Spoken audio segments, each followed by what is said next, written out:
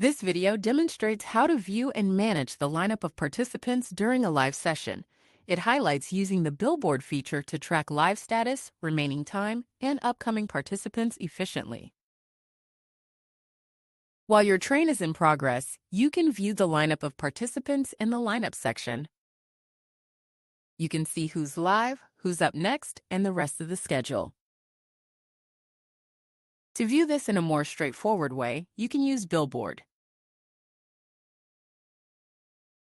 Billboard allows you to see who is now live, shows you how many minutes they have remaining, shows who's next for them to raid into, as well as the upcoming list of users in sequence and their times.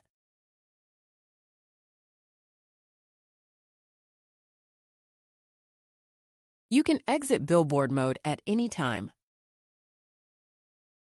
Learn to monitor live participants, see remaining times, and manage upcoming users using the Billboard feature for clear lineup visibility at www.raidtrainexpress.com.